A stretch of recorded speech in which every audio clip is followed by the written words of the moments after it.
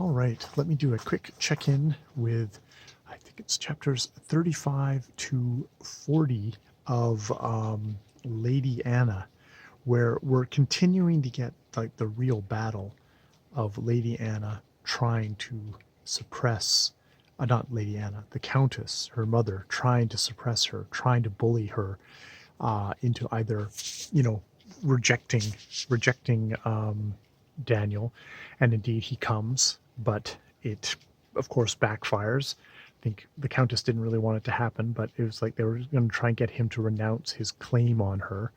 But he, as he said, like I'll do that if she says she doesn't love me and that she loves this, she loves the Lord Lovell, Earl, soon to be Earl Lovell, or as Earl Lovell now. And she's like, no, I don't, I don't love him. And it's like, and do you love me? And she's like, yes, yes, I do. And it's like, okay, so they're gonna stick to it. The Countess is furious. Countess, it's interesting because the Countess has basically based her whole life on the fact that she was kind of raised to like, we're gonna kind of that ambition, and to her family's ambition that she become kind of a countess. She should be raised. She was kind of poor nobility, and it was like, okay, you're going to marry this rich earl, and so she did that. And then the rich earl betrayed her, and she basically fought through her whole life. And at a point when she had a daughter, it was like, no, now I'm just doing this for my daughter. But you can see that the daughter has watched this happen with her mother, and taken the opposite lesson, which is like, why would rank and all this matter to me? It's like, it seems really only hurtful and terrible, all this kind of rank stuff.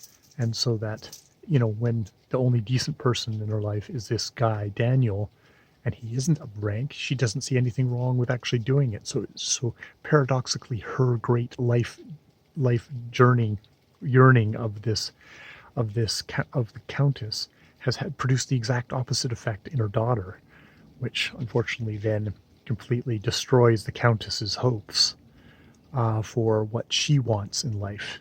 This is going to disgrace her, her having held up all this stuff of lords and ladies and all this, and kind of and the family name and fighting for the Lovells. It's like, no, that's going to destroy all that. Now, Lady Anna in this, it's like, comes up with a thing of like, no, look, I don't care about this money. You're not going to let me kind of consult with Daniel about it, so I'm just going to split it in half. The Lord can have half, and I will take half, and we'll leave it there. And maybe there's more arrangements after that, but we're going to do that. And that gets put through, and Lord Lovell, Frederick, he gets a meeting with her, and she's like, no, I don't love you, I'm not going to. And it's like, she's really firm now. She's gotten that hardness. It's like her mother has kind of put her through a crucible with her harsh treatment, and she's become more firm, gotten more hard, more, a little bit more which is good, because you kind of, she's so waifish and, oh mama, it's like a little bit like eye rolly, but no, she's getting a little bit more harder, a little bit more like her old lady, because ironically, because her old lady is trying to bully her so hard. And so he says like, yeah, she's not going to. And this is really, really eating at the Countess. And I wish I hadn't spoiled myself knowing what's going to happen, but it's like, it's really spoiled her. And oh, she's just so hard, balls to the wall. This is this is Trump. This is it's odd. This is Trollope without kind of having little humorous subplots of wacky comedic minor cannons having trouble with battling sisters. This is like, no, we're doing the full kind of hard, kind of a melodrama thing here, and I'm kind of enjoying it. I'm enjoying it, even though Trollope is so good at his humorous stuff. I'm sort of enjoying this, just like, oh, we're gonna have a battle, and the Countess and Daniel Thwaite, and now even, and Lady Anna herself has kind of shown that kind of that firmness, which is just great.